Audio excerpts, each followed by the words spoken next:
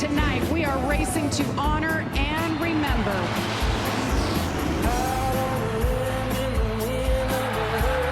Green flag is in the air. We are racing at Charlotte Motor Speedway. Two cars get together, now a big pack crashing.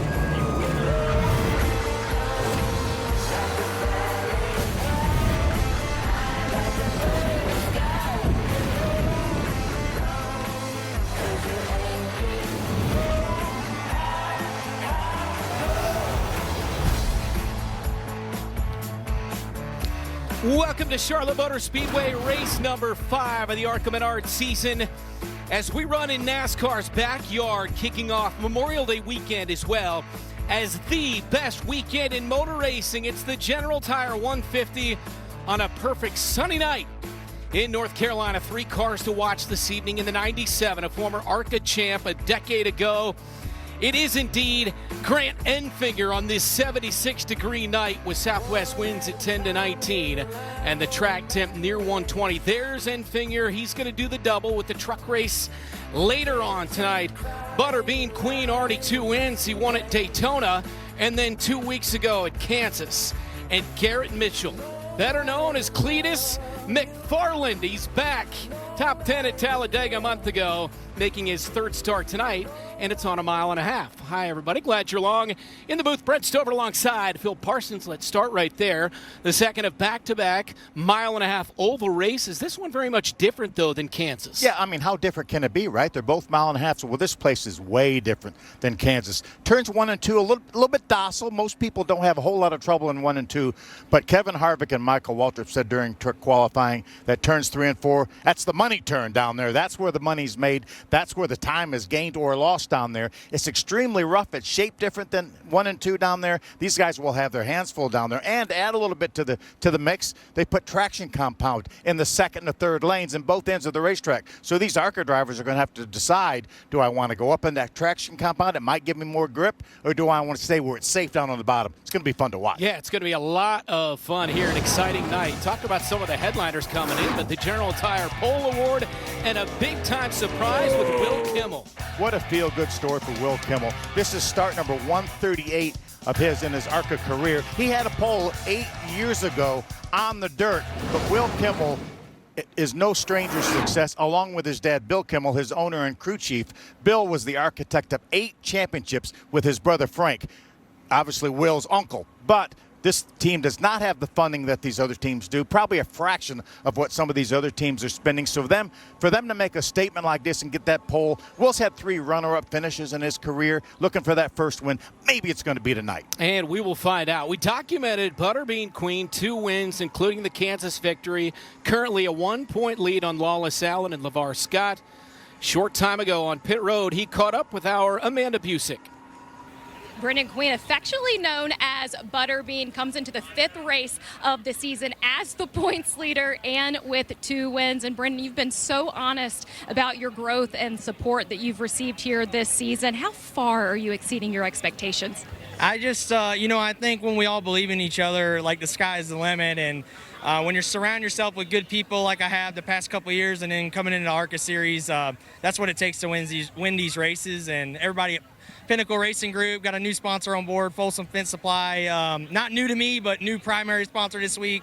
It looked good climbing the fence in this new suit and heading to the Waffle House tonight. Well, guys, as we looked it up, we were talking about it in our production meeting. You already know that Waffle House is 2.2 miles away from here, and that's the one he went to after the Kansas wed. I mean, it's a sensational story. We love personalities in NASCAR, and he is certainly one of the best here in the ARCA Menards series. If he wins this thing and goes to Waffle House, we might have to stop by there too. Oh, we definitely will. A 27-year-old from Chesapeake, Virginia, running a Chevrolet for Pinnacle Racing Group. Brendan Butterbean Queen. He's certainly one of the favorites. Sawalich, always a guy as well. He looked good in practice and qualifying.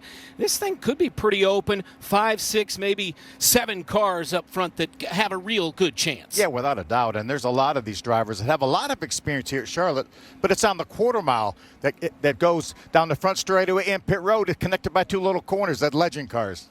Back down trackside now for the command to kick off this phenomenal weekend in Charlotte. Charlotte Motor Speedway, here to say the most famous words in motorsports. Service manager of Pope Davis Tire and Automotive, representing General Tire, Jonas Bryson. Drivers, start your engines!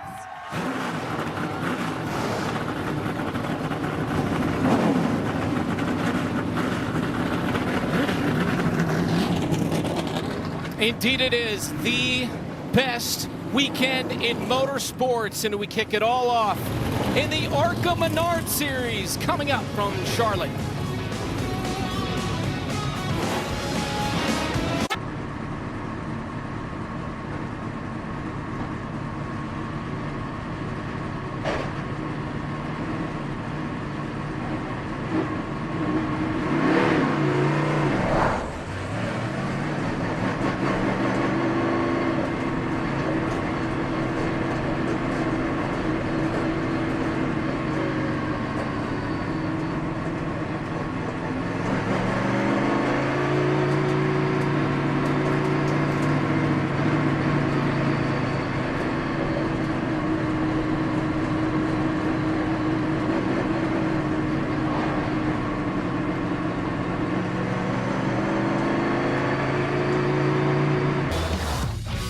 Back to Queen City. It's NASCAR's home weekend, and we begin in the ARCA Menard Series, the General Tire 150. Gonna dial up our guy, Cletus McFarland, Garrett Mitchell momentarily, but you know, you talk about this guy, whenever he comes to town, he's bringing a lot with him, and in this case, he flew his chopper to Concord, North Carolina this week, went to the R&D Center, did some pit road practice. Heck, we couldn't even get time with him in the garage today because he was so busy. There he is, practicing changing tires. He was a little more to it than just grabbing that jack. And here he is driving the pit stop car. Let's listen in.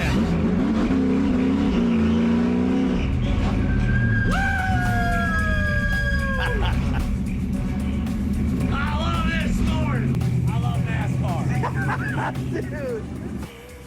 Oh, beautiful. His third race of the season, running the number 30. Let's dial him up, Phil. Yeah, let's try to get a hold of him.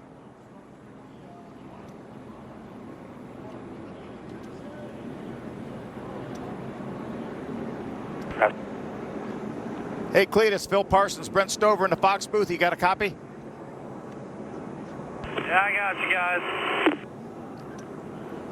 First of all, brother, great job at Talladega fighting for that top 10 finish, but here you are at Charlotte. This is nothing like Daytona and Talladega, the experience you have, is it? Yeah, I'd say, I'm using about 99.8 of my driving abilities here at Charlotte. It's about 26.2 times harder than a super speedway. I was fighting for my life qualifying. I'm not going to sugarcoat it, brother. Well, man, you were solid in practice and a great qualifying effort. But the thing I'm a little bit worried about, your co-owner and crew chief, Mark Redd, had to leave for his son's high school graduation. And you got a guy in the box that maybe doesn't have a lot of experience. Maybe some of the people, some of our viewers have heard of him, Greg Zipadelli. What do you think of that? Yeah, we got Zippy in the box, which is super cool. You know, him and Tony Stewart did some great things, and I'm proud to just be able to do something like this with him and my boy Greg Biffle and all these guys. It's going to be a lot of fun. All right, buddy, thanks for talking to us. Have a great race.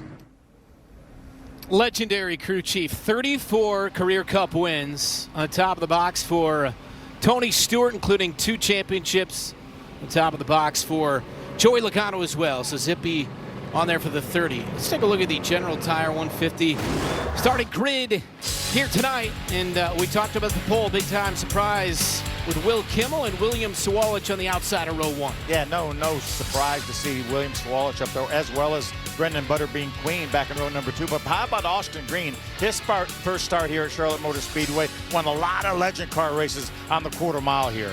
And he's running some Xfinity races again this year as well. His second straight year in that series. LeVar Scott in second with points. He's always somewhere between 4th and 6th. He wants to get that first win. Yeah, Lawless Allen, that big win at Talladega earlier this year, looking for win number 2. And there's a man, Cletus, back in row number 6 with Cole Raz, who's had a couple good starts in the ARCA Series, a couple 6th-place finishes this year. Don't sleep on Spencer Gallagher there in row number 8 in the 23 car. Tony Cosentino in row 9, along with Tim Richmond. You got Jeff Schofield and Brian Doza in row 10. You see Matt Kemp had a top 5 finish at Flat Rock in the East Series last week. Great job there for Andy Hillenberg, and Ryan Roulette will start 24th. 32 cars, largest field since ARCA returned here to this track in 2018. Kitzmiller is not going to be able to start the race, but they do get some points here in that 79, part of the package here in the ARCA Menard Series. One more time before we drop the green flag down to pit road, and we begin with Alex Weaver. Good evening, Alex. Good evening, guys. It is such a beautiful night here at Charlotte Motor Speedway, and you guys have already talked about it pre-race. There is a veteran driver missing from that entry list, and it's Jason Kitzmiller. He obviously is still running and ineligible for those championship points, but he has dropped out of the number 97 tonight to go and watch his daughter Addison graduate from high school. Now, Addison is not just graduating, she's her valedictorian of her class. So it's a really big week for that family. And I talked to Jason earlier when he did participate in practice, and he told me that racing means a lot, but nothing comes before family. Not to worry, however, the number 97 is in great hands, pulling double duty tonight. A Truck Series regular of Grant Enfinger will hop inside that car. And speaking with Grant, he says he's excited to get after it, and he told me that there is one goal tonight, making his 100th ARCA Menard Series start and going after that 17th victory. He just wants to keep that team planted firmly in the spotlight. So we'll see what he can get after here at Charlotte. Amanda? Well, Alex, over his 30-race career, LeVar Scott has finished in the top 5 18 times, including 2 runner-up finishes last season. But he is tired of hearing that question, when is the first win, LeVar? He said he knows that the team is getting closer and closer. His crew chief, Glenn Parker, spent 50 hours in the shop this week ahead of this race to prepare. And LeVar said his mindset, while he used to be nervous, he's now excited and prepared. If LeVar wants to stop that nagging question tonight, he'll start it from the 5th row. Guys? You got it. Good job, Amanda. Alex as well. He was second in points last year. He's got a 4th, a 5th, a 6th, and a 5th in 4 starts so far this season. Race number 5 of 20 coming here tonight in Charlotte on a picture-perfect night. 100 laps and 150 miles. Yeah, let's take a look at this race analysis. The General Tire 150, as you mentioned, 100 laps, 150 miles. Our pit window is somewhere between 60 and 65 laps. We will have a scheduled caution at lap 50, and our 2024 winner was Tanner Gray in that 18 car that Sawalich is driving tonight. Well, we always talk about Sunday, the F1 at Monaco, followed by the Indy 500, and then, of course, the Coke 600. But it all gets started here tonight. 3 onboard cameras, Lawless Allen in the General Tire for that number 20 car. We're also going to ride along with Grant Enfinger. That's going to be the Sioux Chief Fast Track on board in that 97 car, and our buddy Cletus McFarland in the machined Cletus flag. I mean, he basically sponsors everything. He brings a ton to the table, including the personality and the money necessary, and now providing opportunities. And there's that Sioux Chief Fast Track, the 97 of Enfinger, filling in for Jason Kitzmiller, who is at his daughter's graduation. She's the valedictorian of her class, so he is there. Pace car pulls off. The field of 32 picks up speed. Green flag in the air, and we are underway at Charlotte Motor Speedway. Nice start by our pole sitter, Will Kimmel. Say the conditions are way different than last year.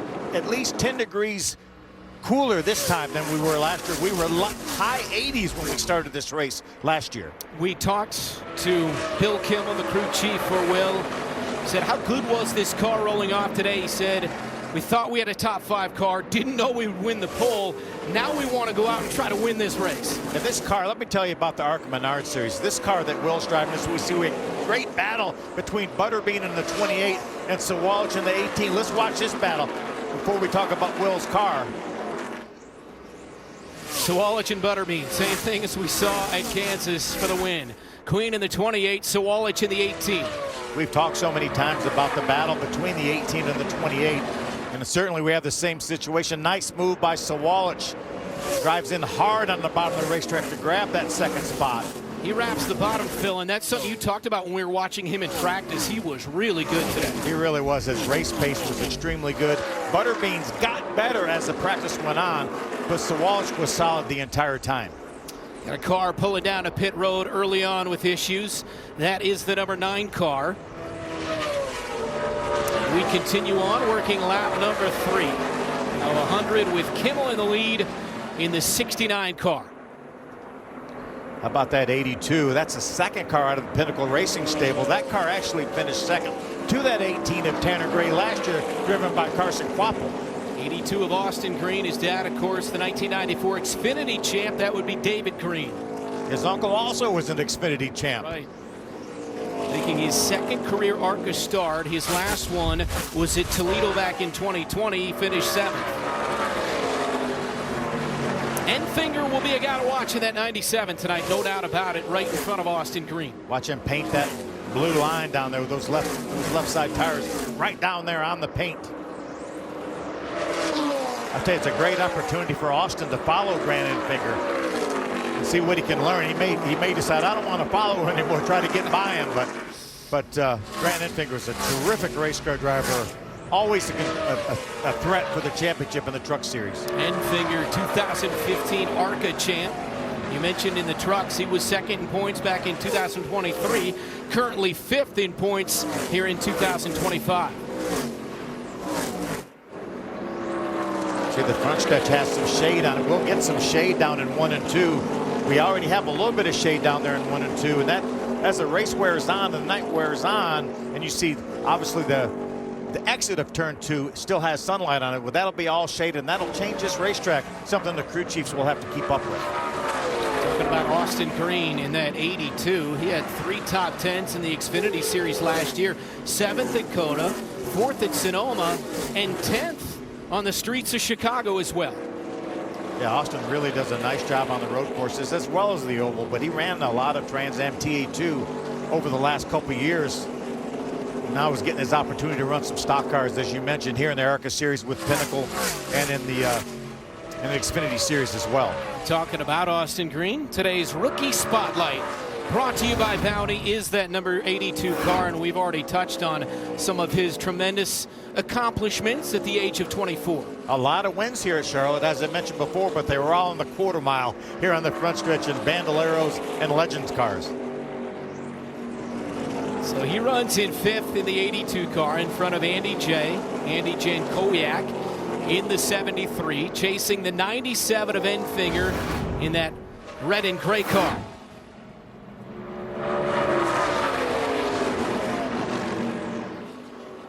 See, Sawalich has chased down Will Kimmel. He's been so good on the bottom, and he gets to that left rear quarter panel of the leader, Kimmel. That's where that 18 car was so good in practice, just consistent lap after lap after lap. Will Kimmel was the fastest car in practice, but you see Sawalich now going to try to take this lead. He just rips the bottom of the speedway, again getting to that quarter panel, but Kimmel for the moment able to hold him off as they get into lap traffic.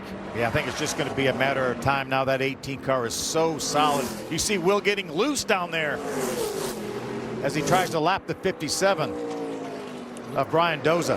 Kimmel, the 37-year-old from Sellersburg, Indiana. He had a great run here last year, finished 4th, and I started to talk about his car. That same car right there has raced at Daytona. It's raced on the dirt. It's raced on short tracks and road courses. Hard to believe that he's in the position he is tonight after finishing 25th at Kansas 2 weeks ago. There's Sawalich in the interval times that he's laying down early on in this race, working lap number 10. He's already put a number of cars a lap down. Down now to 19 cars on the lead lap. Remember, we will have a scheduled caution at lap 50. Gives all these teams an opportunity to come down, put tires and fuel in these cars. Full Raz is off. You see a number of cars a lap down that you mentioned. 19 still in the lead lap. Isabella Robusto there. He's running just inside the top 10 in the 55 for Venturini. It looked like Sawalich had a little bit of momentum to go by on the inside, and Will said, no, I'm going to use that inside. A lot of heavy traffic for these drivers now as they get down in 1 and 2. We wondered what this track would look like as they got higher and higher with that traction compound that you talked about early on in the telecast, Phil. Yeah, we see these cars using some of that traction compound. That's what Will Kimmel's doing right now.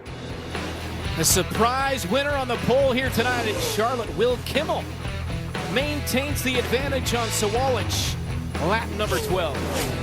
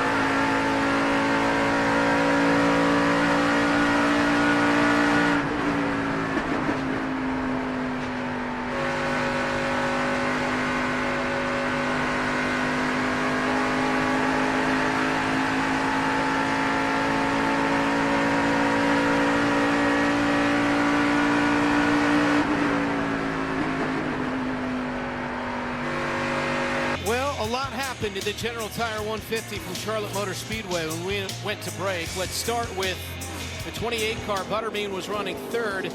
Blows a right front and hits the wall here as he tags the fence. Yeah, see him down in 3 and 4. Just gets a little bit high. I think the tire was already going down. He makes some pretty significant contact with the safer barrier. Obviously, cars go by. There's the green going by. Tough break for him. Now he finds himself. And then right after that, our pole sitter and the man who led the first 12 laps, the 69 of Will Kimmel, some kind of issue, and he pulls down pit road. I've got to believe that's probably an engine issue of somewhat. We see a lot of the Ilmor engines with electrical problems, but this is a legacy engine. This is an OEM Ford engine that Will was running. You see him take the hard left-hand turn into the garage area. What a tough break for Will Kimmel. Led the first 12 laps. He's in the garage. The 28 now is going to be way to the back of the field. And that man, William Sawalich, who I think we both felt was the most dominant car in practice today, and he's got the lead by 1.3 seconds. Yeah, Butterbean now finds himself 2 laps down, which is going to be very, very tough to overcome. You might have to employ a little strategy to try to do that, but right now William Sawalich has a little bit over a 1 second lead over that 97 of Grant Enfinger. Austin Green right now running in the 3rd spot. Sawalich in the Joe Gibbs Racing Toyota, 9 wins last year, 2nd at Daytona, 9th at Talladega, and 2nd at Kansas 2 weeks ago. A couple of top 10s in the Xfinity Series, running a full schedule for the first time in his career in the Xfinity Series. Meantime, Enfinger making moves early on in this race. As the 97, driven by Enfinger, started 6th, then he's up into 2nd behind Sawalich.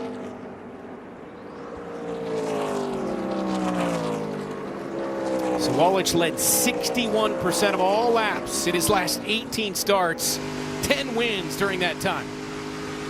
Now we talked about Grant Enfinger making his 100th career start, looking for win number 17. Well, William Sawalich has made 30 starts, and he already has 13 wins in his career. He won 9 of 14 starts last year in the ARCA Menard Series. He wasn't old enough to run all the racetracks. He didn't turn 18 till after our season ended. It's incredible. And he hasn't, had it translate perhaps the way some would expect the Xfinity Series so far. He's taken his lumps there. Now, Butterbean again with a right front that went down, hit the wall. He's a couple of laps down, but back out there running 21st after starting 3rd for Brendan Queen. And Amanda has more. You're right, Brent. Yeah, our Kansas race will have to make up some ground here. They did come down to pit road, took 4 tires. It was that right front that went down. As you said, he was telling on the radio that I cannot turn this race car. After he rejoined the pack with those 4 new tires, he told his team, this is a brand new race car. So let's see what Butterbean can do here. Defending Cars Tour champ has been sensational so far this season. We'll see what he can do running from 21st. I've been watching the lap times. He's running some really fast lap times. Obviously, a little bit fresher tires than his competitors, but there's nothing wrong with that race car. He still has some speed. Just has to somehow figure out how to get to at least 1 lap down. Then he would be eligible for the waiver round. We talked about the fuel window. Obviously, maybe 60, 65 laps, somewhere in there. Is that fair? Or yeah, I think so. And he may elect, and when we get that scheduled caution at lap 50, to stay on the racetrack and gamble a little bit to take the waiver round, because we know if we don't get a caution before that, the entire field will come down pit road on lap number 50. All right, let's find out what happened to Will Kimmel. Amanda's with him.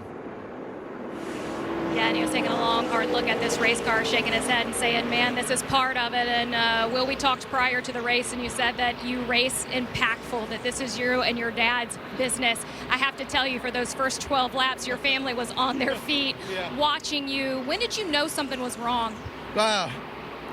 We come off 2, and I think it broke a valve spring is what happened here, because it kind of fumbled a little bit, and I stayed in it, and then went down on 7 pretty hard. So and then it got to where it won't run. We just tried to spin it over, and it's hurt pretty good. I think everything stayed inside, so just heartbreak. The 18 had run us back down. We were getting free, and we were kind of ready for that. This place acts like a big Salem, so man, he's gonna be tough to beat, but we were close today, and I gotta think.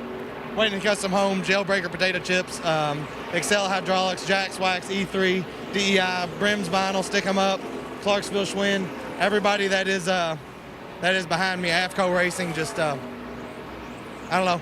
It's hard to be upset.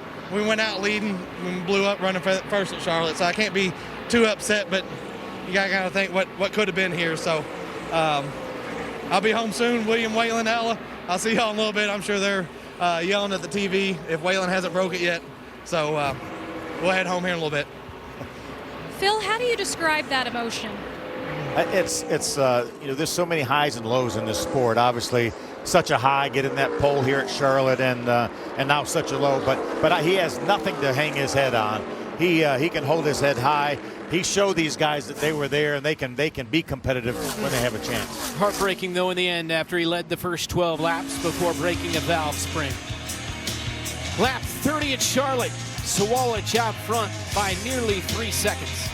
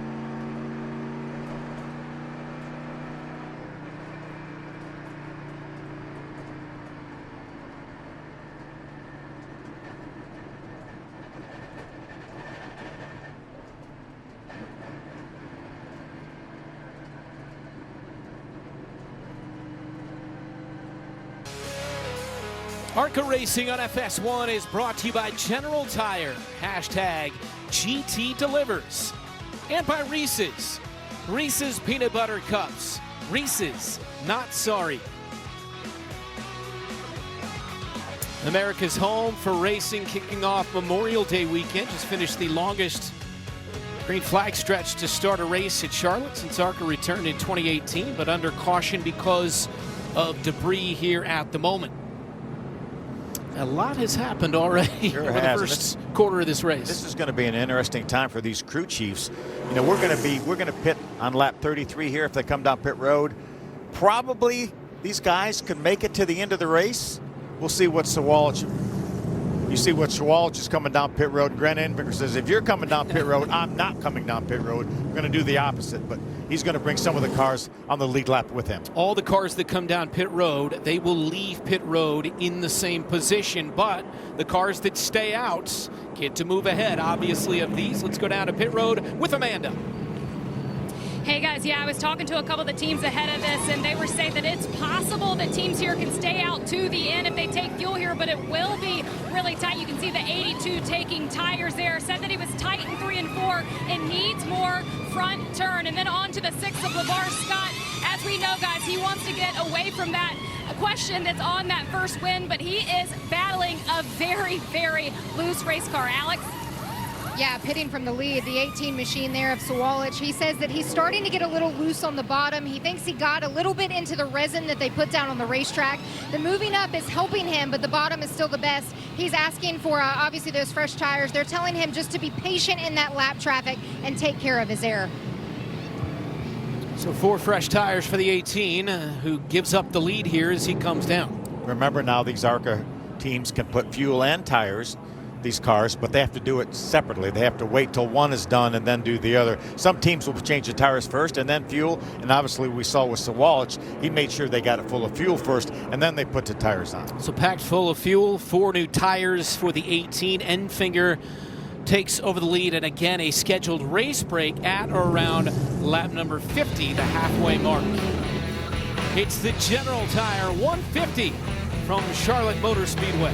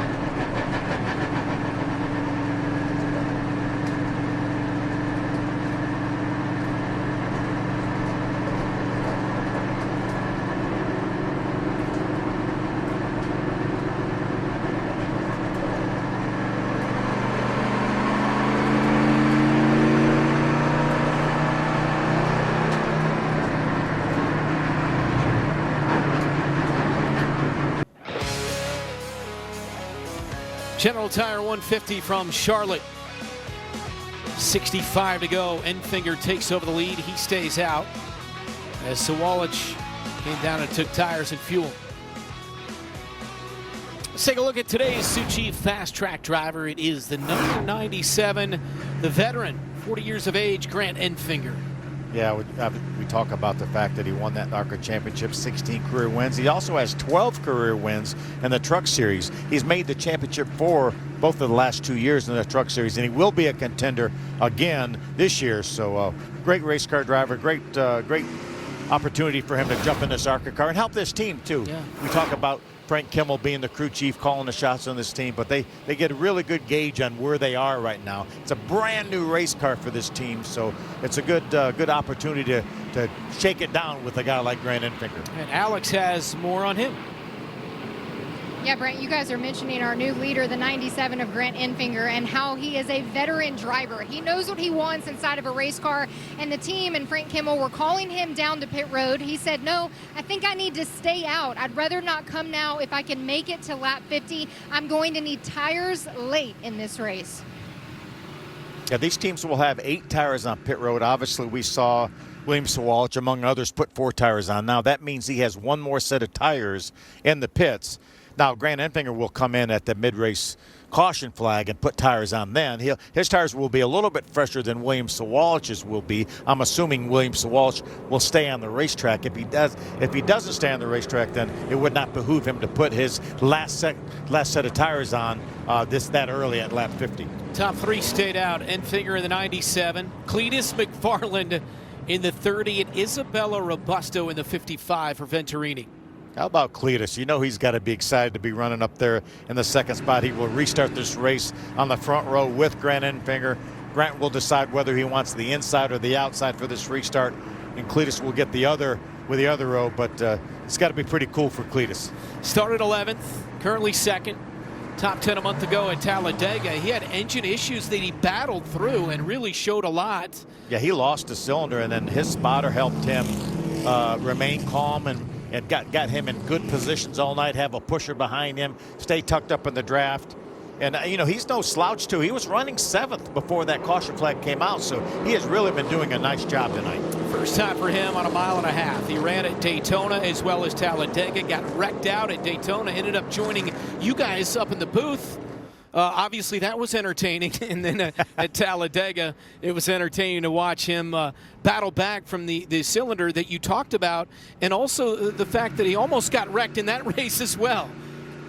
Yeah, this is going to be he's going to have some really fast cars behind him. Obviously, Sawalich with 4 fresh tires, who's been the class of the field once we had lost Will Kimmel. He's going to be right behind Cletus. See Isabella, that Mobile 1, number 55 on the inside, row number 2. She's another one of the drivers, as you mentioned, stayed out. The top 3 stayed on the racetrack. So Sawalich will restart on the outside, row number 2. But it's Enfinger on the bottom of row 1 with Cletus McFarland in the 30 on his outside. We have so much experience on the inside with Grant Enfinger and 0 experience on the outside with Cletus. Amazing. This is going to be fun to watch.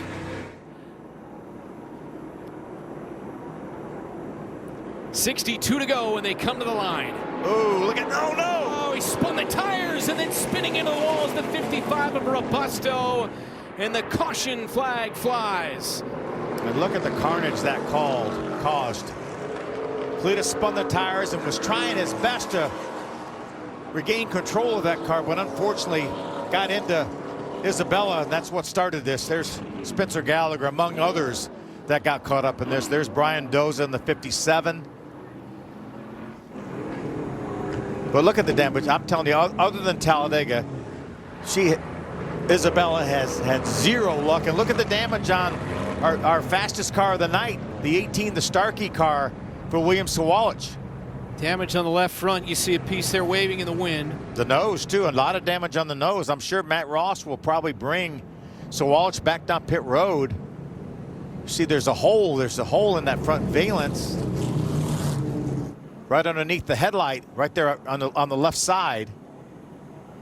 That would be a distinct aero disadvantage, so I'm sure Matt Ross is looking at these pictures right here, and he will bring him down pit road. But let's take a look at Brent and see what happened here. We know that Cletus spun the tires, and that's what precipitated this.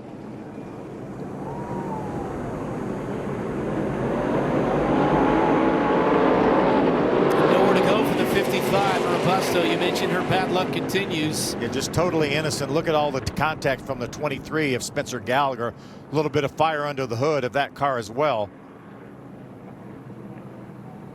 Yeah, so unfortunate. I think Cletus would have held on to that car, and obviously did hold on to it, but he made contact with Isabella. If Isabella hadn't been in the wrong place at the wrong time, no fault of hers, I think Cletus would have straightened it out. Lawless Allen got caught up in that as well. He, of course, won at Talladega in that 20 car.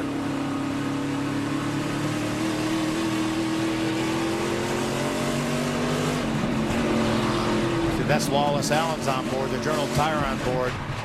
See him make contact with the 31 car there of Rick Goodale, excuse me. Tim Richmond caught up in it as well. A lot of good cars have got damage here, including the 30, and unfortunately it was Cletus that started it by spinning the tires on the restart. With his Machine Cletus flag on board in that 30 car, you see the disappointment. Yeah, I think Sippy probably needs to bring Cletus down pit road and maybe do some repairs on that left front as well. Or they may figure they can ride it out until the lap 50. We'll have another scheduled caution more than likely at lap 50. See, Robusto is out of her car following a disappointment. She wrecked late and finished 13th at Kansas 2 weeks ago.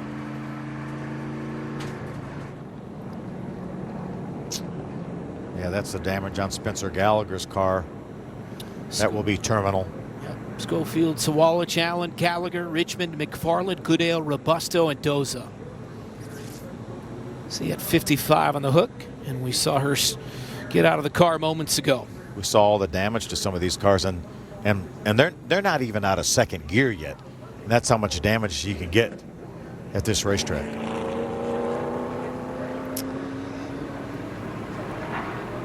A lot of twists and turns in the first 40 laps here tonight. And Charlotte kicking off this fantastic weekend of racing at the home of NASCAR here in Charlotte, North Carolina, with the 30 car causing a big-time pileup.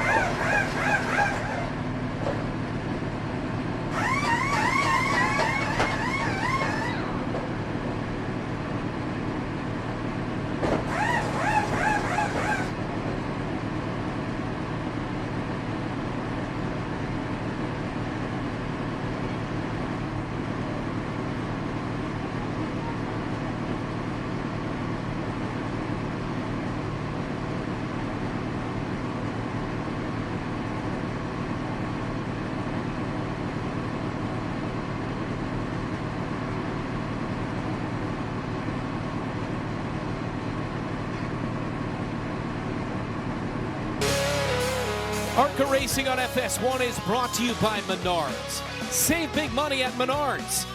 And by Bounty. Bounty, the quicker picker-upper. The General Tire 150.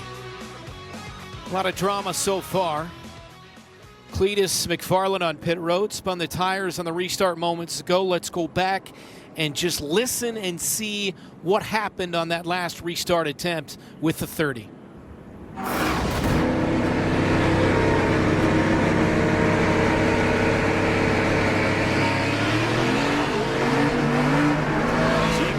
Spin the tires, and when that happened, Sawalich may have gotten to the back of him because he did not have any forward momentum. So just one of those situations. You know, obviously Cletus has never started one of these races up front on the front row like he was, and these things have over 600 horsepower. It's hard to get these things hooked up. Let's get more from Amanda. Yeah, guys, I was talking to Cletus ahead of this race, and he said, this is exactly where I want to be right now. I want to be in this ARCA Menard series and continue to learn. You see him hit the wheel there. Prior to that restart, as you guys took a look at, his team reminded him, make sure to warm up the tires and get that rubber off before the restart. I don't know if that's exactly what happened there, but as you see him taking in probably the frustration of that moment, he said, man, I blew it there. What a rookie move. Well, now he's got to put it behind him and bounce back here. Yeah, he's still on the lead lap. We're only showing 11 cars on the lead lap right now. That took a number of our lead lap cars out of contention, unfortunately. So he's the final car restarting on the lead lap. Sawalich has got damage to the front. He's led 20 laps. That's the repairs. That's that the car repairs. right there. He's in 10th. Of course, he has led 20. Kimmel led the first 12, and then he blew an engine, and then Enfinger led 11 as well. I think Alex, Matt Ross's guys did a nice job of making the repairs on this 18 car. It may even be more aerodynamic now than it was before, Brett. Let's check in with Alex. You guys are looking at that heavy front damage there on the 18 of William Sawalich. He obviously came across the radio a little frustrated. They told him to bring it to him, and they're going to make sure that they fix that damage. They put a ton of tape on the front of that car, as you guys see them working on it right now on pit road.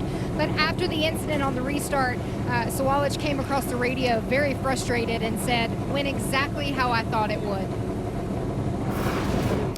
Were you surprised when he came down in the first place and gave up the lead on that first caution? A little bit, but I know Matt Ross knows he has a good race car and felt like possibly he could get there from the end. Now, obviously, that's going to change the strategy. I think if his car drives okay, we'll have a handful of laps before that scheduled caution that he will stay on the racetrack, and we know that Grant Enfinger has not pitted yet, and he will come down pit road. So Grant Enfinger will lose that lead if anybody stays on the racetrack that's on the lead lap, and I'm assuming that Sawalich will, as long as his car drives okay. Well, for the moment, it's the 97 in front, and that is the 40-year-old Grant Enfinger. Well, just 2 days, it's the biggest day in motorsports. As the greatest spectacle in racing, the 109th Indy 500 comes to Fox with Joseph Newgarden going for an historic three-peat. Coverage begins at 10 a.m. Eastern Sunday on Fox, and if he's going to do it, he will have to come from the back of the field. Yes, he will. And you talk about the biggest day in motorsports, that is exactly right. One of my favorite days of the year, all-time favorite days of the year. It's going to be so much fun. A lot of racing on Sunday. Kyle Larson will start 19th. And of course, you got Schwartzman, Robert Schwartzman, a rookie, first rookie on the pole at the Indy 500 since '83. Great storyline there as well. First oval he's ever raced. Amazing. Unbelievable. So Enfinger will be at the point. Austin Green, who we've documented the success he's had the last couple of years in the Xfinity Series, running his second ARCA Menard Series race tonight, and his first in 5 years, finds himself in second place. And then LeVar Scott, still searching for that first win in the number 6 car, will restart third. Brandon Enfinger, the only car that has not been to pit road that's on the lead lap right now. We're going to restart this race with 46 laps completed. So the ARCA officials say that the scheduled caution will be somewhere around lap 50. Because we just had a caution, they may extend that a few laps beyond 50. but we'll wait and see here. But we know Grant Enfinger has to come to pit road.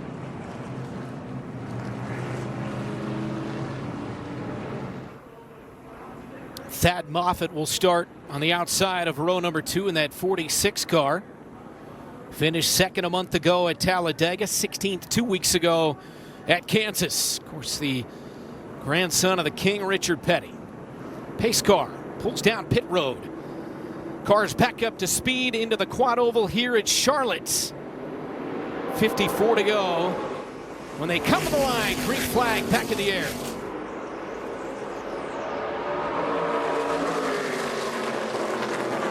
Door with the 97 on the outside of the 82. That's Enfinger. A little bit fresher tires on that 82 of Austin Green. See him side drafting a little bit on that 97. Into the center of the corner. See the turn 4 now is in shade.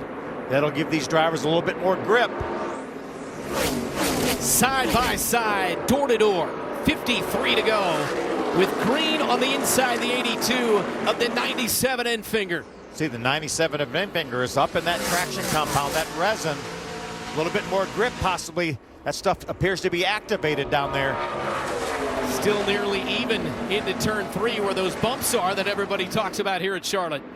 Those bumps are serious. I was talking to Matt Ross. He did a track walk. He's Sawallich's crew chief. He said you could see him walking around the racetrack. You could see the bumps.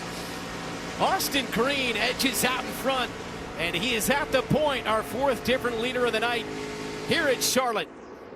Remember, that's the same car, same team that Butterbean drives for, but same car that Carson Quapple finished second here last year to that 18 car. Pinnacle Racing Group Chevrolet for Austin Green.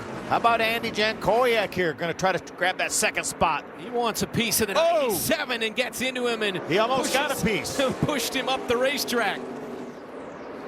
Good battle for second, and pulling away is Austin Green by 0.7 of a second.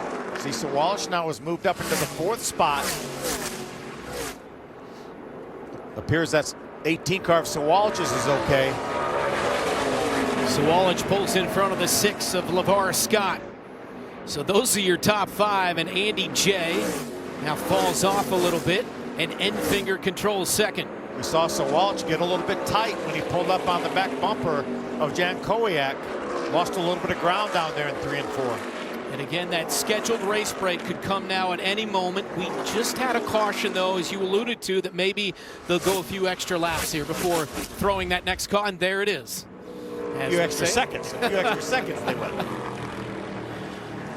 So the mid-race break here with Austin Green at the point, followed by Enfinger and Jankowiak.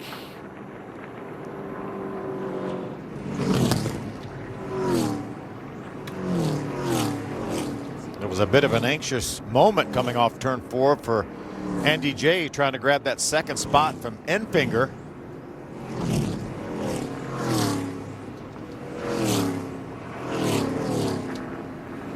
Well, here's a Reese's Sweet Move of the race nominee. You can visit ARCARacing.com on Monday at 3 to see who's crowned Reese's Sweet Move of the race. It was. He kept that car straight and kept it off the 97 of Grant Enfinger, which I'm sure Grant appreciated.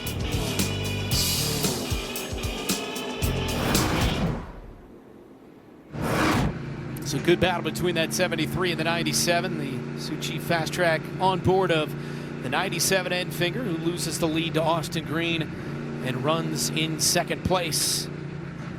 CR7 Motorsports in that Chevrolet, the veteran from Fairhope, Alabama. Scheduled race break at the midpoint here in Charlotte.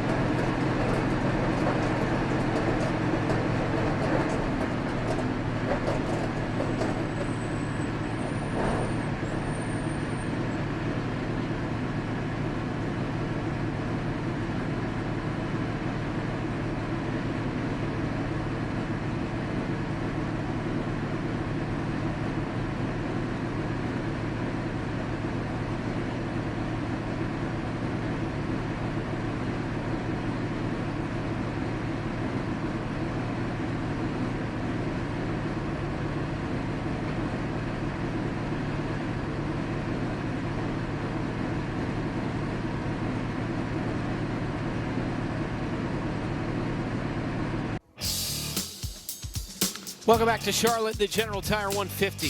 The midpoint.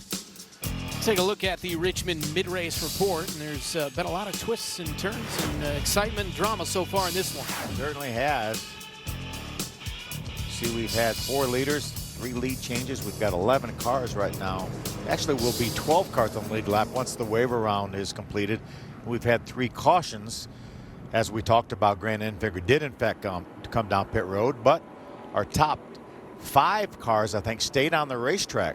So Austin Green and Andy Jankowiak, Sawalich, LeVar Scott, and Thad Moffitt all have stayed on the racetrack. There's a shot of the 97 of Grant Enfinger. So he comes down for the first time tonight on pit road, giving up his second place position. By the way, the 10-car Tony Cosentino got the free pass.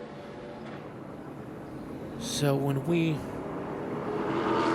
let's get some reports from our pit reporters down on pit road. We begin with Amanda. As you take a look there at Cletus McFarland leaving pit road, they did come down. They were assessing front end damage on that 30 as well. They took their time to make sure that that looked pretty good before sending him out ahead of that pack coming back around. They made sure to fill up that car as well and see what Cletus can do now in trying to rectify that rookie mistake. Alex? Yeah, the 97 of Grant Enfinger came down pit road, and we talked about that long run on those tires for him. As soon as the caution fell, he came on the radio and said, "Sorry guys, my tires were so tired." They brought him down pit road, reminded him that he's not going to lose anything on pit road, to stay calm, don't push it. They gave him 4 tires and fuel, a few adjustments, and reminded him to take a look up on the racetrack with the resin and tell him that they think that they can put 2 right tires up there on entry and then drive off, but to test it out those opening laps. Yeah, we've seen some cars up there, Alex, and I think that resin worked. And we saw the truck series. Some of the trucks actually qualified up there. I was asking Kevin Harvick and Michael Walter when we got up to the booth, and he said that definitely resin was important. You know, we talked about Cletus's co-owner and crew chief, Mark Rett, is not here because he's at his son's graduation. Well, he texted me a little bit. He goes, tell him to pit. Tell him to pit. Well, there was the spin from the 30, the 55 in. Yeah, there's Tim Richmond, another victim of circumstances. 57, Brian Doza also involved. 10 cars in all were involved in that thing. And you can see some of the repairs they've made to that 30 of Cletus McFarland. Looks like they need to come back in and attach that barrier bond a little bit better to that left front corner. Barrier bond is flapping a little bit. Left front corner, to your point.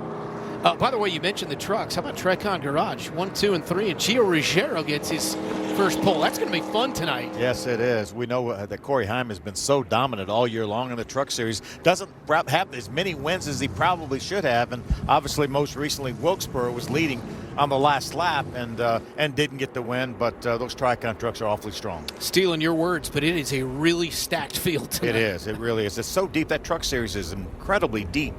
All the way from front to back. Yeah, guys like Ankrum and Crafton and Ben Rhodes starting deep in the field. Got Kyle Busch. You got he's starting right around 10th, I believe, and Enfinger obviously doing the double. He's going to start 18th.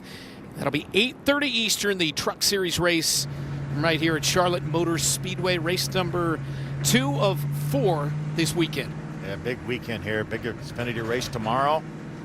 And then the 600 on Sunday. 600 miles, Brent. Boy, I would love to see Kyle Larson make some. I hope he gets to run them all. I do. And obviously there's some potential weather at Indianapolis, but let's just hope it stays away and he can run them both.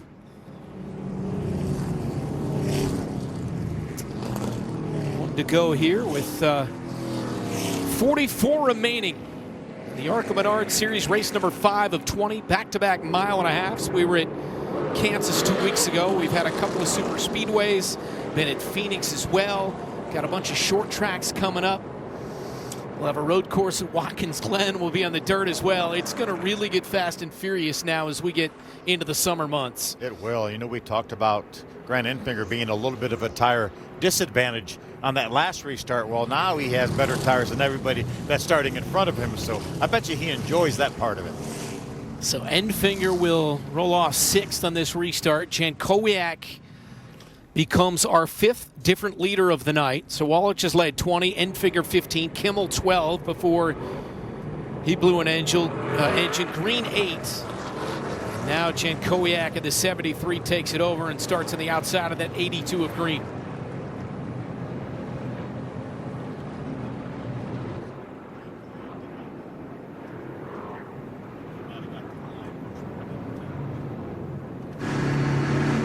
See a little bit of a sun issue for just a moment over there in turn 4. Important restart here for these cars up front on older tires.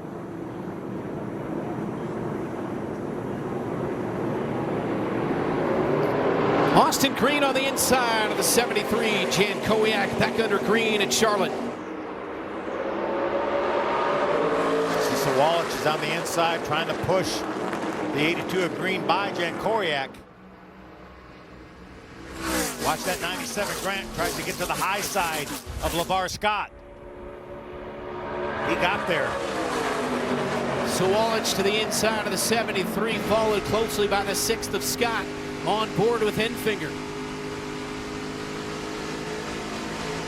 Good battle right up here in front of Grant Enfinger. LeVar Scott the 6 on the inside. Jankowiak the 73 on the outside. Austin Green pulling away as he reclaims the lead off that restart. Sawallich moving up to 2nd after a really good push from the inside. Grant Enfinger says, I'm tired of riding behind you guys running side by side. He makes it 3 wide. Going to try a 2 for 1.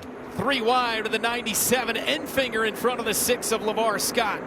Looked like Andy J got a little bit up high, got the right sides above the traction compound, it looked like, and lost a little bit of ground. Jankowiak started on the outside of row 1. He has fallen back to 5th. Now Grant has some clean racetrack. We'll see what those new tires are able to do. But remember, there weren't that many laps on the tires for Sawallich and even for Austin Green either, because we had so many caution laps. Grant had a little bit of momentum, bottom of your screen. Pulls down to the inside and does the twofer. Grabs those 2 positions. 2 for 1 for Enfinger. And he's back up into 3rd. Now trying to chase down the 18 of William Sawallich. Austin Green has really run up some good lap times. That last lap just a little bit quicker than Sawallich, who's chasing him. We'll see what Grant Enfinger is able to run this time with clean racetrack.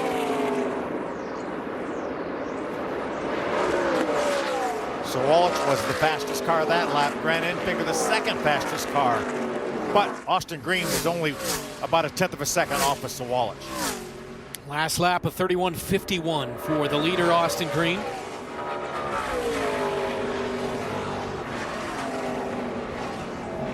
And Green out in front for the 2nd time tonight. Out of 5 leaders so far with 39 to go here at Charlotte. Well, this race goes by fast, even with the caution flags we have. As you mentioned, only 38 laps to go. See Sawallich now moving around the racetrack, trying to find a little bit of clean air. A little bit faster than Austin was that lap, about a 1/2 Got a Chevrolet out front. Chevy has not won at Charlotte in the ARCA series since 2001. Right now, they've got 3 of the top 4 cars on the track. Laney Bice doing a nice job, Brent. Had a top 10 finish at Kansas just a couple of weeks ago. She was 8th there. She's 10th right now. Amanda has more on Bice.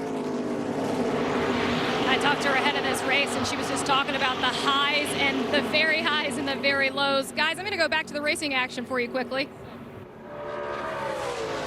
Bice is looking strong there in the 2 car, and it's Austin Green with William Sawallich trying to run him down with 37 to go.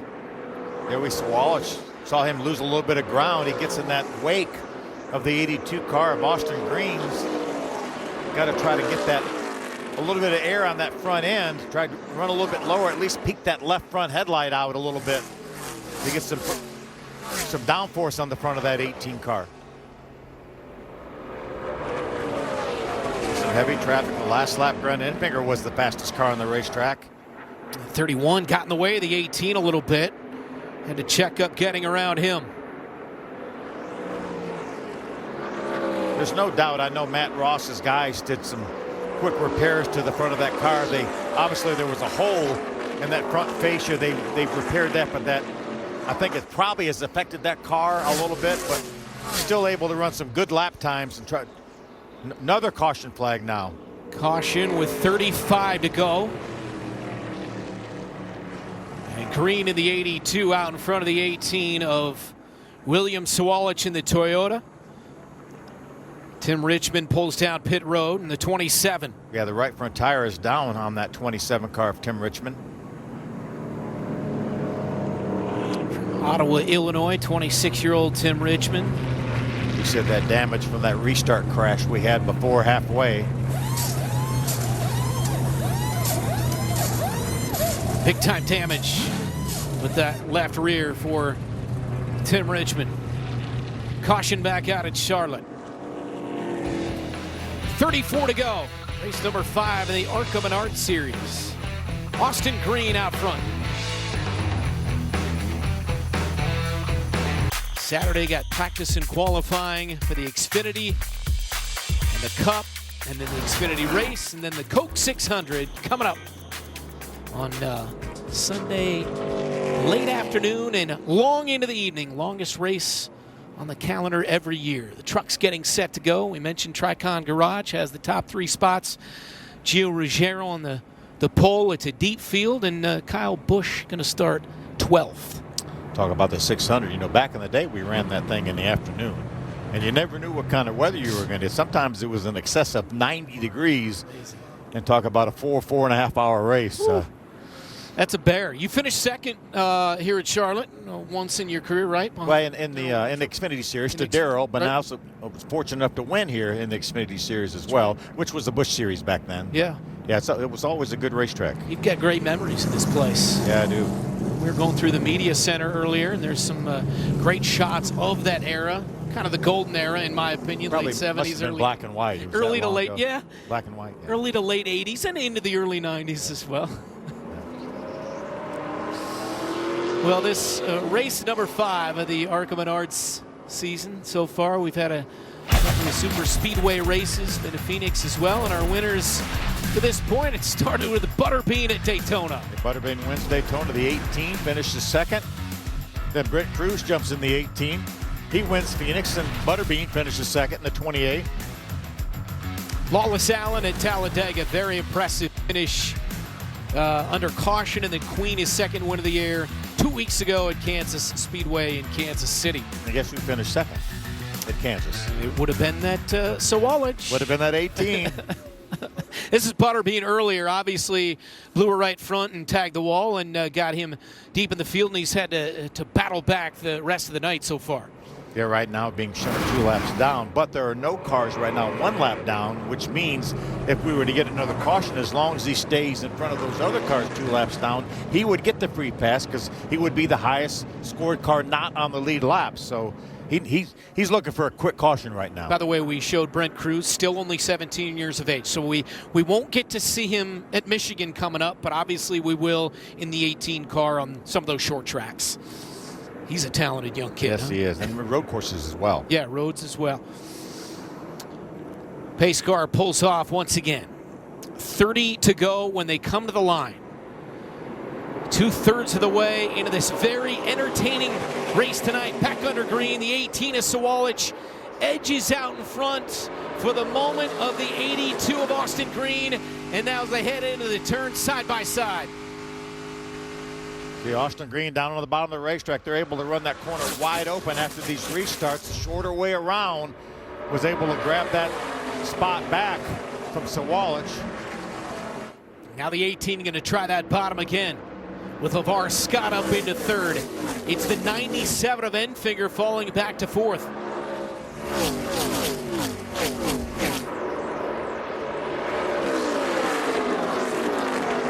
Green has shown the ability throughout the night to have good restarts and then really pull away and get some separation. And no damage to that car. You see the damage on the 18. You see Grant Enfinger trying to get to the inside of LeVar Scott for that 3rd spot. Look at LeVar get loose. He's at the left rear quarter panel, and now door-to-door the 97 of Enfinger.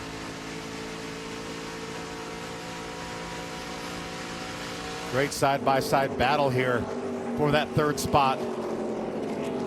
Dale LeVar doing a really nice job. He's up in that traction compound. There's some grip up there, Brent. Battles back on the outside. No surprise to see LeVar Scott running up in the top 5. So consistent. We talked about him at the top of the show, that he wants to get that, he wants to be stopped, asked the question of when you going to win, when you going to win. Talked to Lainey Bice earlier, obviously his teammate, and she just really waxed poetic about the tremendous job he's done in helping her out in that 27. We knew he had damage on that left side, and now whatever they've done to fix it has busted loose again.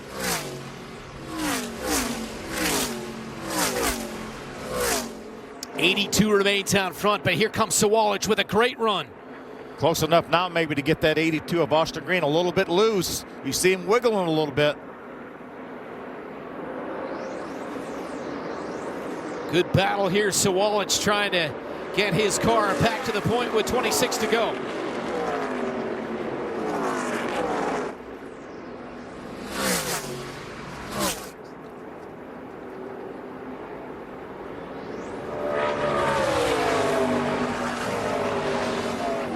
He's there. Just see him get dipped down to try to get that left front down out of the wake of the 82. Then Austin Green drove his car right down to the yellow paint as well. I mean, excuse me, the blue paint as well.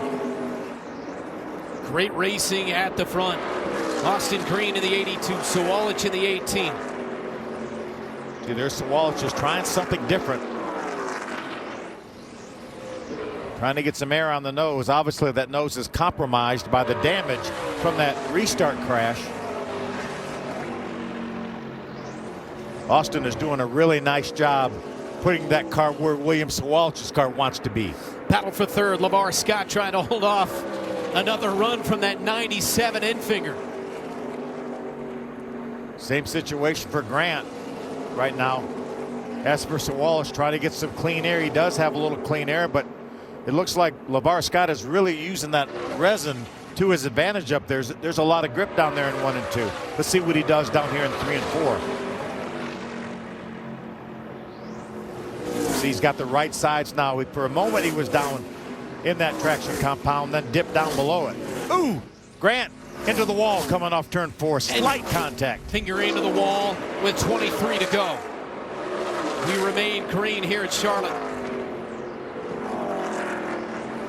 Yeah, just slight contact. I don't think it'll do much damage to that 97 car. But that's how hard these guys are running here. Watch Grant coming off turn 4. Watch his contact right there. Looked like a bar almost got into the wall, and Grant did.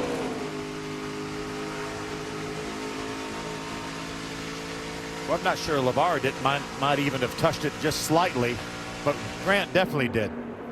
Enfinger was right in his tire tracks and a bit too much up the racetrack from the 97. But here he is again, going back after the 6 of Scott. 22 to go. 0.5 of a second lead for Green on Sawalich. And Alex has more on Sawalich.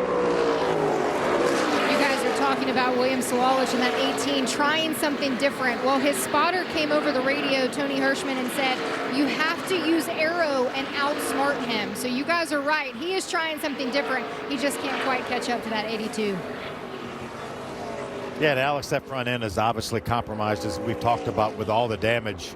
They've done a good job as they could repairing that car, but it's not what it was for sure. But Austin is doing a great job, especially when the 18 of Sawalich was really close to him, of putting that 82 car where he felt like Sawalich wanted to be.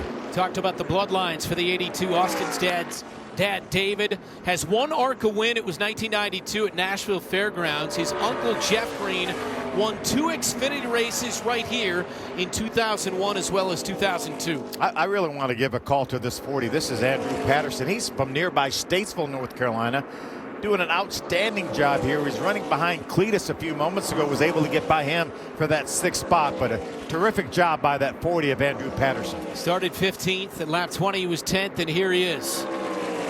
Just outside of the top 5 for that 40 car. He only has 5 career starts coming into this race. Doing a nice job. Going to get him a solid top 10 if he can hold on. There's Butterbean. Again, still 2 laps down. He needs 2 caution flags, not just 1. He needs 2 caution flags. He was running 3rd on lap 12, that 28 car, before he blew a right front and ended up in the wall and had to come down. So he has had to battle back from that point. Really smart by Andrew Patterson. Just give him the bottom of the racetrack. He's going to give him the bottom when he gets down here in turn number 1. His crew is telling him, you're not racing that 28 car.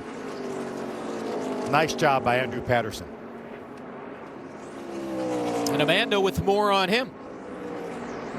I was talking to him prior to the race, and he actually works at Jordan Anderson Racing, and said that the experience there and from other jobs within racing, he felt that he had enough confidence to step out and start his own team, and that's why we see him here in the Andrew Patterson Racing race car. But Phil, I was talking to him prior to the race, and you said that he's running in the top 10. He told me if he finished there, it would be an absolute dream come true. Well, he's holding a pretty wheel right now, Amanda, that's for sure. This recent race in the ARCA Menards Series is an IRP finish 12th last July for Patterson. 16 to go here at Charlotte.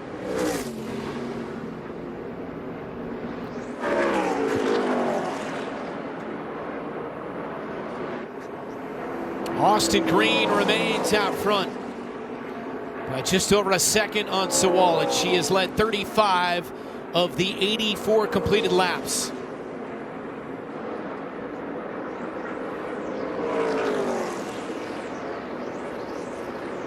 He's got a little bit of a gap now. Somewhat comfortable gap right now, but going around some lap cars as you see Sawalid drive underneath a lap car with that Starkey Toyota.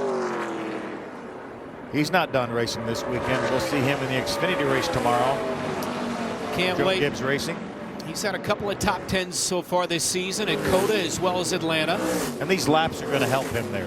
He might not win this race. He might not be able to catch Austin Green, but these laps will help him for that Xfinity race. Big time. For his confidence as well. We talked about that it's been a challenging season in his first year as a full-time Xfinity driver. And how about the 25 of the doctor, Patrick Staropoli, up into the top 10. And we talked about him getting that opportunity a number of years ago with that peak challenge. That was right here at this racetrack is where he won that award, and he's side by side with Laney Bice. Got a little bit of loose down there. That was Sivovri Toyota. Such a heartbreak for him at Kansas. Had a good car. Kansas lost an engine really early on, but another solid top 10 run here for Patrick Staropoli. Yeah, the 25, Staropoli back running for Venturini this week. The retinal surgeon. 13 to go. There's Enfinger in 4th behind the 6 of LeVar Scott, who started 9th. He was 5th at lap 22 and into 3rd here getting late. Caught a glimpse of Laney Bice in that battle with Staropoli. She's done a nice job battling back. She had some damage from that restart crash we had. A lot of tape and Barabond on the front of her Rev Racing car. She's again up in the top 10 just like she did at Kansas. So good for these young drivers, right? To have to fight through adversity. I mean, maybe not in the moment, it's not fun, but over the course of time, I would think you would look back and say, all right, we had to go through that. Maybe it was a good learning opportunity. Saw Grant Enfinger way up the racetrack trying to find some more grip, and you see all the momentum he's gaining right now on LeVar Scott. LeVar had to go around a lap car. Both these drivers putting that traction compound to good use.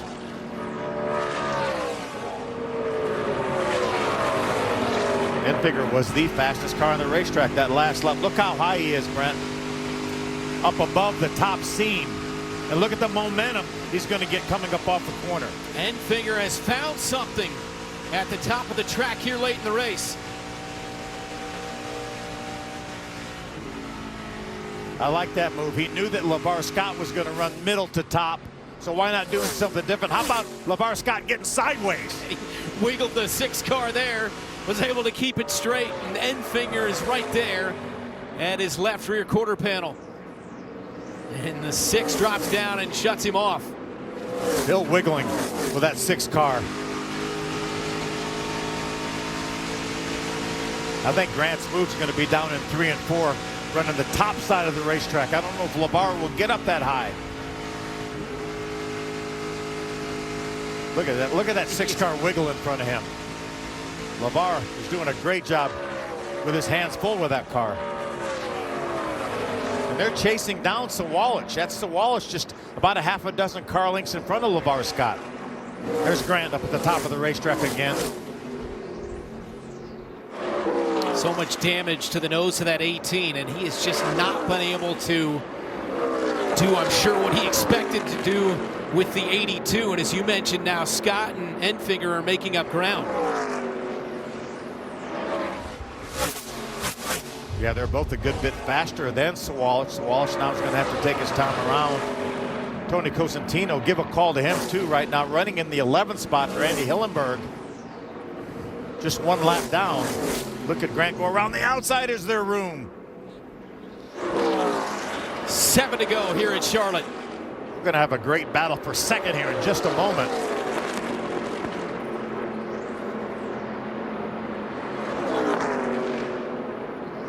I'm sure the spotter, Tony Hirschman, for Sawalich is letting him know where those cars behind him are running.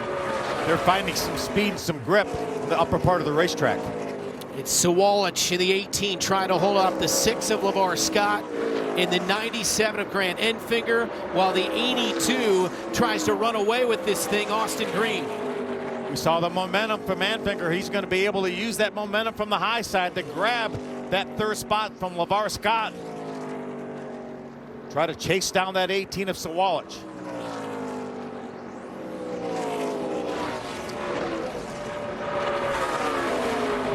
And Grant's definitely not as good down in 1 and 2 as he is here in 3 and 4 from the high side.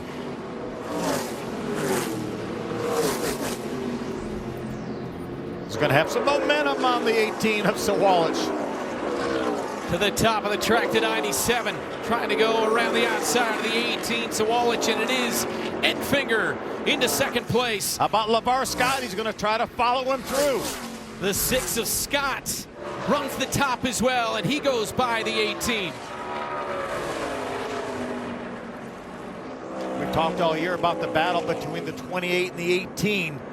Well, neither one of those drivers is going to get to victory lane, but again, just like last year, the 82 teammate to the 28 is awfully good. And Austin Green right now has a 3.5 second lead over Enfinger.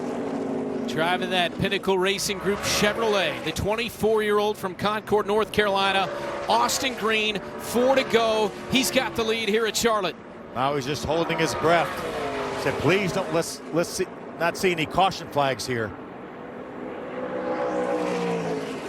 Remember, the ARCA drivers have to take the checker flag on the racetrack.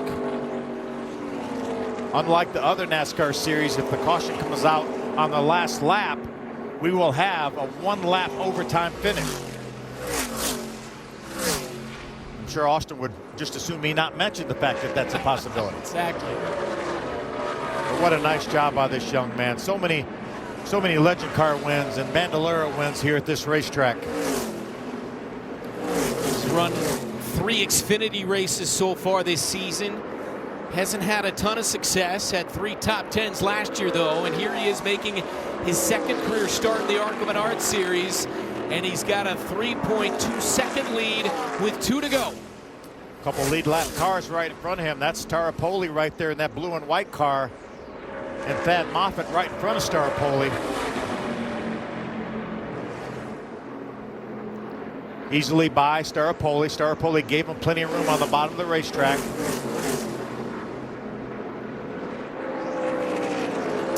White flag in the air, 1 to go here at Charlotte. It's Austin Green with a 3-second lead. Doesn't need to push the issue here with Thad Moffitt.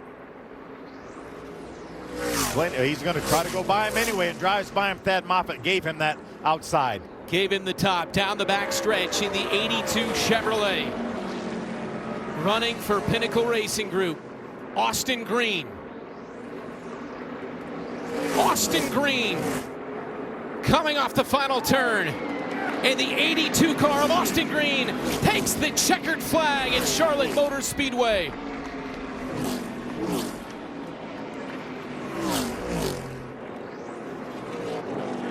What a great drive. There's Shane Huffman right there.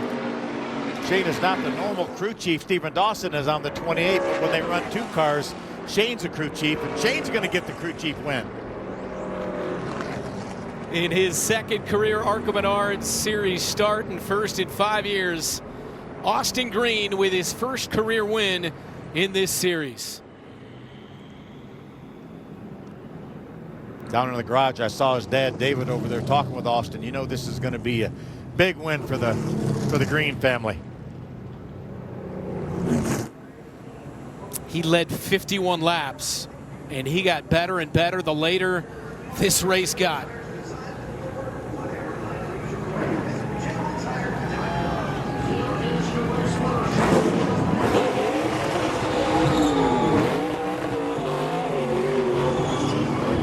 And he becomes the 9th driver to get their first career ARCA win here at the home of NASCAR, Charlotte Motor Speedway. I know Austin dreamed about doing donuts on the start-finish line after a big win like this. What a moment.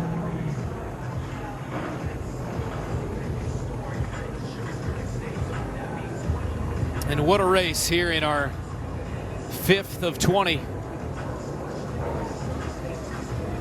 in the ARCA Menards Series here in 2025.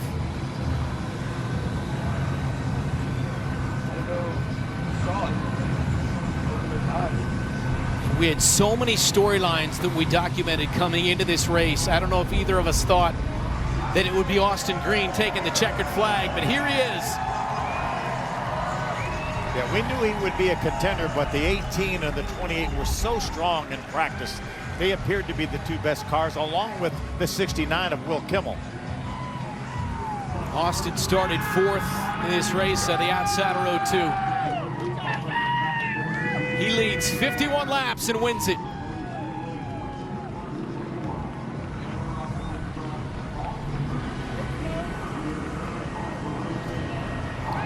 What a huge day for that young man.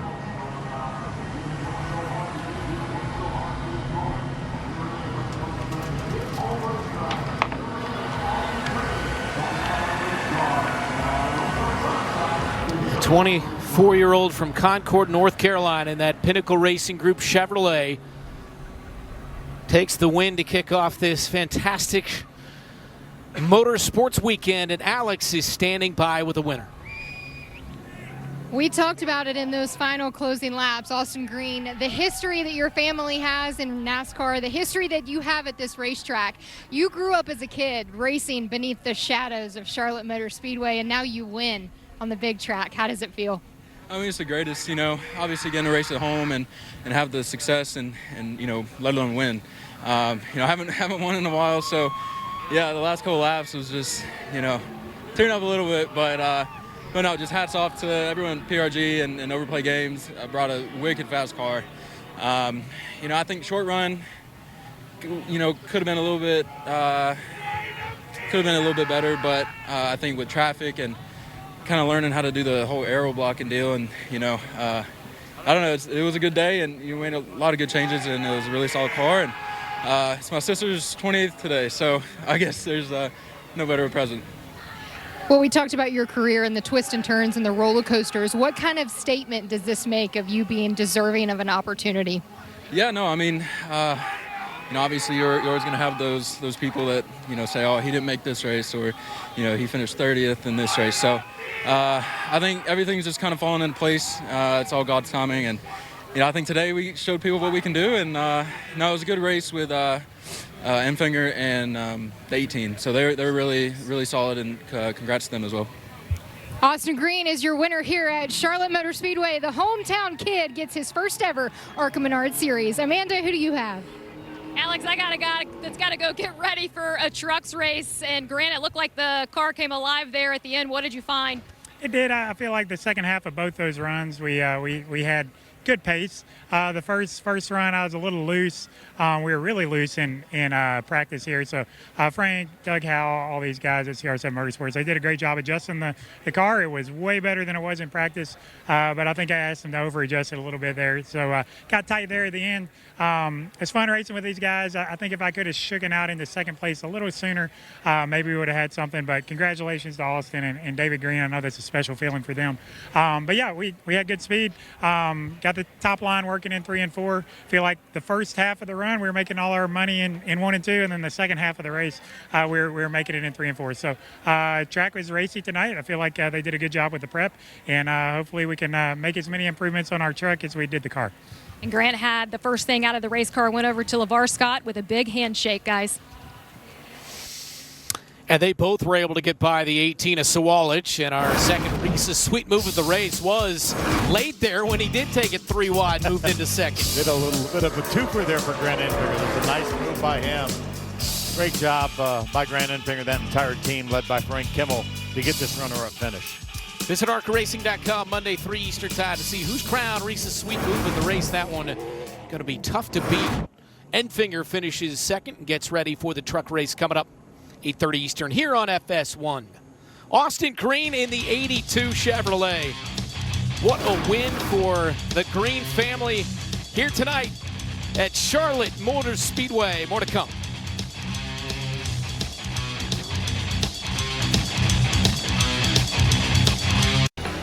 '24-year-old Austin Green in victory lane, his first career win in the ARCA Menards Series, and it feels so sweet here.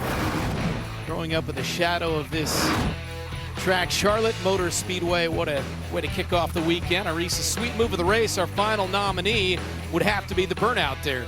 Pretty good one. Visit ARCARacing.com Monday, 3 Eastern to see who's crowned Reese's sweet move of the race. All right, down on pit road, let's check in once again with Amanda. And it is now officially 19 top 5 finishes for LeVar Scott. And LeVar, I know you battled this race car all night long. How tough is that? It's tough, but I was just talking to somebody about this a few minutes ago. That is the prime example of rev racing. I mean, the never quit mentality from where we started this day off, speed-wise and handling-wise. I'm very confident in myself and my team's ability, but I wasn't too optimistic today, I'll be honest. But my crew chief, Glenn, worked at it all day, and car chief Ryan and the team just made good adjustments all day, and, we came away with the P3 finish. So that's just rev racing, the never quit mentality. Well, congratulations to LeVar. We know he's still looking for that first career win. We'll have to push it at least another race. And Andy Jankowiak, it was a 5th-place finish for you. What will your thoughts be leaving Charlotte? Man, we just built loose as the run went on. We fired off great every time. The thing was so fast. I really thought today was going to be a day we might be able to win one, but it would just get freer and freer. We just couldn't handle that lap traffic. But proud of my guys. Want to thank Acacia Energy, Wheelan, Automotive Consultants of Ithaca, Florida Safety Systems, Yukon Creek Sportsman Club, and Dax Markets. Want to say hi to our car owner, Kevin, back home, and my best friend, Steve. We love you all. We miss you, and we'll see everybody soon. Well, guys, I know you were talking ahead of the race that Cletus McFarland always has a lot of media around him. Well, he also has an entourage hanging out with him tonight. You can see Carson Hocevar as well as Top Fuel driver Clay Milliken back there. And Cletus, we watched it unfold for you. And I heard you say, I blew it. What a rookie mistake. It'll still be a great finish for you tonight. How will you digest it? Yeah, I want to start off by apologizing to the team that I took out. I think it was several cars, and I feel terrible about that. Every time I go racing, I don't want to get taken out, and I've felt it. It sucks. I've been sent home, and I made a complete rookie maneuver on the restart, and I zigged and then I zagged, and then he got on. He was blowing my door off, and on the zag, I hit him and I put him in the wall. I feel terrible about it. I know those guys worked hard to be out here, and sucks to send them home. So when do we see you next? We're planning on going to Bristol, and we don't totally know the plan, but just fired up to be here. Just get out here in Charlotte. This was 100 times harder than a super speedway. I got humbled, on that restart. Made it to the front row for the first time. Hit the pace car, which had me so fired up to hit the throttle. I forgot there's no dang restrictor plate on this thing. I'm like, wham! gave her the beans. She steps out again, and then I clip that dude. So it just feels bad, but we'll move forward. Where'd we finish? Right there, 9th. 9th. Better than ever, but still sucks. You ain't first, you're last. Quote Ricky Bobby. So, I don't know. Get back out there and try it again. Learned a lot. Never felt a wing get clipped off me when someone got on my outside, freaking yanked me off the track. It was like getting 4 flat tires. It was so interesting. So, a lot of good stuff. Well, Alex, we see the smile return when he talks about racing ahead at Bristol. Who you got, girl? Well, the smile may be on Cleta's face, but I'm standing here in Victory Lane with one smiling dad. This is David Green. Now, David is an Xfinity Series champion of 1994, but I see him every Sunday smiling down there on pit road because he's a NASCAR official. But what are the emotions right now watching your son in Victory Lane? First of all, it was a lot easier to drive than watch him, motion-wise, right? But it's a tough start to the year for him in the Xfinity side, and thanks to Shane and all the folks at Pinnacle Racing for giving him this opportunity, overplay, to do some ARCA stuff. And man, tonight was a perfect recipe for a good finish, obviously, right? But I was very proud of him each and every week that he gets to race, that his racecraft, his demeanor on the racetrack, whether he wins or second or whatever, right? Just, I'm so proud of him. So proud. Thank you. Well, I know that your son grew up racing legend cars here, Bandolero cars. He has a start at the Oval, or at the Roval here at Charlotte, but this is the first time we saw him on the 1.5 miles of the big track. Did you give him any pointers to go after this checkered flag? Well, yes and no, and I kind of joked with him. I said, you know, you've been on this track before, and he said, no, I haven't, Dad. I said, yes, you did. You drove Timmy Latica's legend car, summer shootout, had great success there. You ran the Roval with the Peterson group on the Xfinity side. And so, yeah, you've been around the racetrack. Maybe one small section you haven't ran at 170 mile an hour. But, you know, I'm just so proud. He fell right into place. He knew what to do. And there's no coaching from my end of it. Maybe Uncle Jeff and Uncle Mark, but not Dad. So. A racing family. It's his older sister's birthday today. He gets his first ever ARCA Menard Series. I think the party's at the greenhouse tonight. That's a safe bet. David Green, the Xfinity champion back in 1994. His son gets it done. Austin Green takes the checkered flag in the General Tire 150. We wrap things up next from here in Charlotte. Hey everybody, Kyle Petty here. Thanks for joining me as General Tire delivers ARCA's greatest moments. Now, everyone associates racing with Charlotte Motor Speedway. It's NASCAR's backyard after all. But believe it or not, the ARCA Menard Series didn't race here from 2004 all the way until 2018. But when the green flag finally dropped in the General Tire 150, Brandon Jones delivered an unforgettable performance. Jones started in the middle of the pack, but kept his nose clean and quickly made his way into the top 5, handling the 1.5 miles with ease. He'd survived 2 late restarts and fended off a late charge by Riley Hurst to give the fans a night to remember as ARCA reclaimed the Queen City spotlight. That's what ARCA racing is all about. Fresh faces, great racing, and a track that tests every bit of your talent. I'm Kyle Petty. Thanks for watching. General Tire delivers ARCA's greatest moments. We'll see you next time. Another great moment here tonight, kicking off the best weekend in motorsports in the General Tire 150. And Austin Green, for the first time in his career, takes the checkered flag in the ARCA Menard Series. Enfinger, a great move late to finish in second place. Cecil Walsh, with all his damage, gets a 4th place finish. Great top 5 by Andy Jankowiak. And Andrew Patterson said if he could run all the laps and finish in the top 10, it would be a dream. Well, he got that dream. Butterbean got into the wall early in this race. He cut a right front tire. He finished 14th. And obviously, on down the line, I think one of the storylines we need to revisit is Will Kimmel getting the pole. They blew an engine, unfortunately, but he led 12 laps. They have nothing to hang their heads about tonight. Yeah, without a doubt, nothing at all. Great effort by the Kimmels, and we'll hope to see them back soon. But, you know, we talk about the big 2, the 18 and the 28. Well, neither one of those cars went to victory lane, although it was the same team that the 28, owned by Mark and Jerry Webb, that went to victory lane with Austin Green. But a great opportunity for some of these other drivers to have great runs, just like LeVar Scott, people like that. All right, Indy 500 coverage starts Sunday. Tonight, in 30 minutes, truck race here on FS1.